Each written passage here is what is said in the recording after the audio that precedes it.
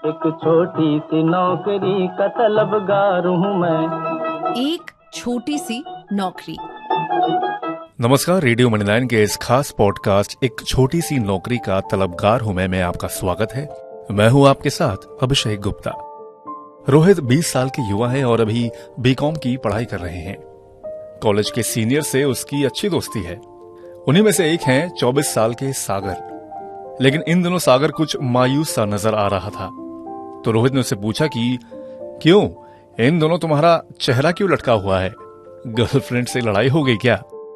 सागर ने हंसते हुए कहा कि अरे नहीं यार, लेकिन एमबीए की पढ़ाई का आखिरी साल है और मुझे नौकरी का डर सता रहा है। पता नहीं मिलेगी या नहीं। इस पर रोहित ने कहा कि अरे तुम तो इतने होनहार हो, तुम्हें तो कोई भी कंपनी हाथों हाथ ले लेगी। लेकिन सागर को नौकरी ना मिलने का डर यूं ही नहीं था। उसने रोहित को हाल में बेरोजगारी पर आई एक रिपोर्ट का हवाला दिया, जिसमें बताया गया था कि भारत में ग्रेजुएट लेवल पर बेरोजगारी की दर 15% से भी ऊपर बनी हुई है और 25 साल से कम उम्र वाले ग्रेजुएट्स के लिए बेरोजगारी दर 42% तक पहुंच गई है। ये आंकड़े स्टेट ऑफ वर्किंग इंडिया 2023 की रिपोर्ट में सामने आई है।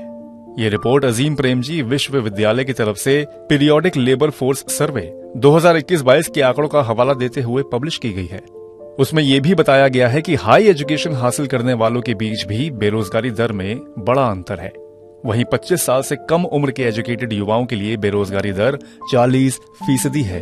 ये सब सुन रोहित के माथे पर भी चिंता की लकीरें आ गईं। कॉर्पोरेट दुनिया में कदम रखने में उसके पास अभी कुछ साल हैं, लेकिन अपनी उम्र से जुड़े आंकड़े जानकर उसने अपने सीनियर कम दोस्त सागर से कुछ संशय में पूछा कि अगर ऐसे ही रहा तो हम क्या करेंगे।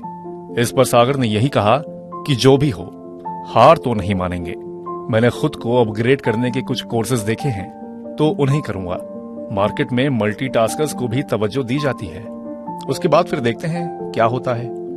खैर, हम उम्मीद करते हैं कि सागर ने जो भी तय किया है उसे वो पूरा करने में कामयाब हो। वैसे रोजगार से जुड़े कुछ आंकड़े अच्छे भी हैं, खास तौर पर ट्रैवल और होटल इंडस्ट्री से जुड़े। चालू वित्त वर्ष की दूसरी छमाही में फ्रेशर्स के लिए नौकरी के बेहतर अवसर पैदा होंगे और टीम लीज के हिसाब से ट्रैवल और होटल इंडस्ट्री में फ्रेशर्स के लिए मांग 15% बढ़ने का अनुमान है। पहली छमाही में यह मांग 10% थी। इस सेक्टर में 5 ऐसी भूमिकाएं हैं जहां नए लोगों को नौकरी मिलने की संभावना सबसे ज्यादा है। ये 5 रोल्स हैं: F&B associate, travel consultant, event coordinator, junior chef and business development executive. वहीं जो जॉब कर रहे हैं उनके लिए भी एक अच्छी खबर है। कर्मचारी भविष्य निधि संगठन यानी कि ईपीएफओ ने जुलाई महीने में शुद्ध रूप से 18.75 लाख सदस्य जोड़े हैं। किसी एक महीने में संगठन से जुड़ने वाले सदस्यों की यह अधिकतम संख्या है। ईपीएफओ सदस्यों की संख्या में पिछले 3 महीनों से बढ़ोतरी जारी है। जून में यह आंकड़ा 85,932 था। वहीं ईपीएफओ में शामिल होने वाले ज्यादातर नए सदस्य 18 से 25 साल के युवा हैं। कुल सदस्यों में इनकी हिस्सेदारी लगभग 58% है। उधर चंद मिनटों में सामान की डिलीवरी करने वाली कंपनी डंजो एक बार फिर छटनी करने जा रही है।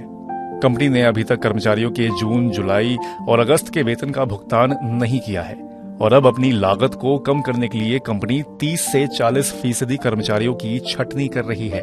अभी तक डंजो 2 चरण में पहले ही 400 कर्मचारियों को निकाल चुकी है। तो एक छोटी सी नौकरी का तलबगार हूं मैं फिलहाल इतना ही। बाकी ऐसी ही खबरों के लिए सुनते रहिए रेडियो मणिनाइन और डाउनलोड कर लीजिए हमारे मणिनाइन ऐप को। मैं हूं आपके साथ अभिषेक गुप्ता। अभी लेता हूं विदा। धन्यवाद। एक छोटी सी नौकरी का तलबगार हूँ मैं। एक छोटी सी नौकरी।